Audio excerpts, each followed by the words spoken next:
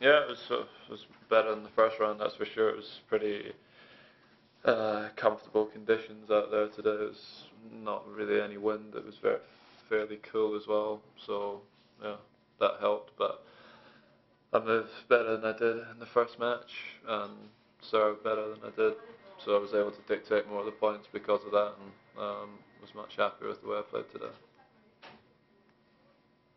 How did you unravel the challenge of him coming to the net so often early on? What was your strategy when you were? Yeah, I knew like to come forward a lot. I mean, I watched him play and watched a few clips of him playing the last couple of days, and I knew he liked to come forward a lot. And when he's up there, he likes to hit drop volleys as well. So I tried when I saw him come into net, moved forward in the court and managed to chase down a few of the drop volleys. And when you're expecting something, um, it makes it much easier to to play against.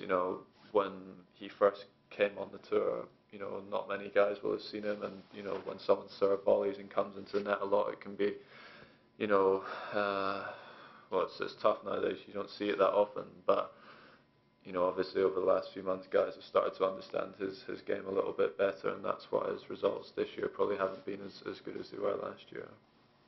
What makes you play so well under the lights? Is it the conditions? Is it the atmosphere? I don't know. I mean, I always wanted to play the night matches at the US Open. I've always enjoyed them. Had some good wins against tough players, and yeah, the conditions are nice. It's a good atmosphere to play, and there's a good energy on the court, and yeah, that's why I've played well. Do you ever get distracted by the noise and the movement in the crowd? No, sometimes. I mean, when especially the first time you play out there for a while, it can be hard to focus. Sometimes there's a lot of noise, there's a lot of stuff going on, and when you get in a winning position, sometimes you're wanting to keep that going, and you don't want to let your opponent back into it, and sometimes you can lose focus rather than just concentrating on the next point. You're wanting to finish the match quickly because it's obviously going to be a late finish. By the time we get back into the hotel and in bed, it's going to be 1:30, 2 o'clock probably. And that was after a straight sets match. So you want to, if you can, sort of get the match done as quickly as possible. Did you have a chance to see any of Laura's match? I saw none of the first set, and then most of the second set. Actually, no, I saw the end of the first set tiebreak. I saw from 4-all in the first set tiebreak. Just thinking back to the Olympics and the time you spent together, any tips or anything you gave her? Anything come to fruition there? Did you see a new maturity? No, I mean, I didn't. When we were playing, I didn't say too much. I mean, we just tried to play, not overthink it so much. The one thing when I first played with her at the Hotman Cup, she has the potential to move actually fairly well. She moved very well on the court today, but you need to want to chase balls down and believe that you can get to balls. And I think at the Olympics, after the first match or so, she was getting to a lot of balls. She was moving, much better than she had in the past. And today, I thought from what I saw, she moved very, very well. And she hits the ball great when she's in good position. And I think if she keeps improving on her movement, she's going to be a very, very good player. I mean, she's very good already, but she'll get to the top much quicker. Can you think back to the sort of equivalent in your career when you took out a really named player in a Grand Slam? I don't know. I mean, I played Dodig at Wimbledon. That would have probably been my first big win at a major. He'd obviously played very well at Wimbledon in the past. I'd say that was probably my first big win, and it does give you confidence. I mean, she's had some close matches against top players before in the slams, and she's played played Sharapova, I think, a couple of times at Wimbledon, maybe also at the Olympics as well.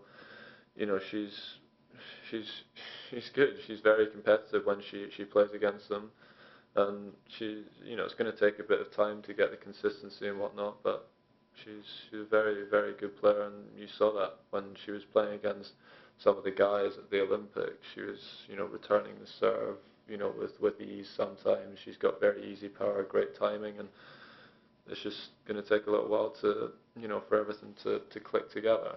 But if you look at how many teenagers there are in the top 100 compared with what there used to be, I mean, she's right up there with the, you know, the best in the world for her age, and she keeps improving.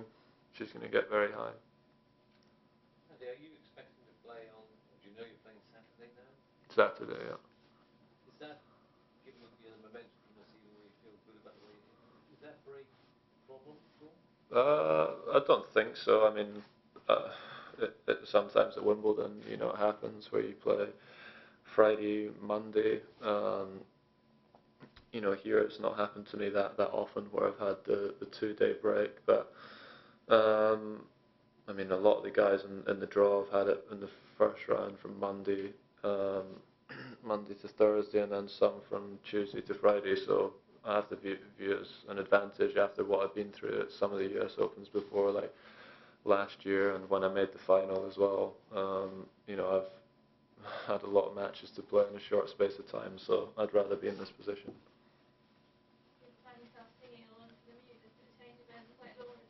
No, no. Try not to. You know, like I said, it can be hard sometimes not to, you know, not to think about other things when you're on there. But I've played on that court many times now, so I kind of know what to expect. Just talk a bit about your next potential opponent. Obviously, Lopez, you know very well, maybe Andy Jones. I know Andy actually probably better than Lopez. I practice with him. I practice with Pablo a lot. I grew up playing with him. He's 1 year older than me. Danny also knows him very well. They played a lot.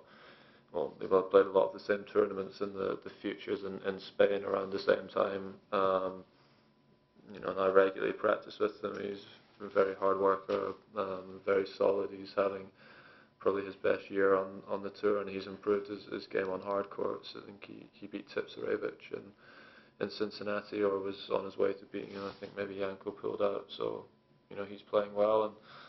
And Lopez, I've played a lot. I do know his game well too. You know, he's got a big serve on him, and he likes to come to the net as well. So that's they're very, very different styles, the two of them. Lopez is probably one of the players you got the best records against, I guess. Yeah, I always played well against them. I've played him here last year in a night match as well. I have had good success against him in the past, but because of his style, he can make it very tricky if he plays well. Do you know yet if it'll be Saturday day or Saturday night? I would have thought I'd be playing Saturday day. I would have thought so. Struggle in terms of everything.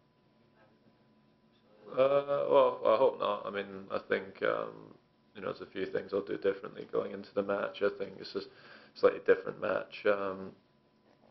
Possibly, well, against Lopez, it would be a different match. His points are a lot shorter, and also if I serve like I did tonight, I'll be able to dictate a lot more of the points. So I won't have to do as much running, and hopefully the next couple of days I'll get some good practice in at those times as well, and get more adjusted to the conditions.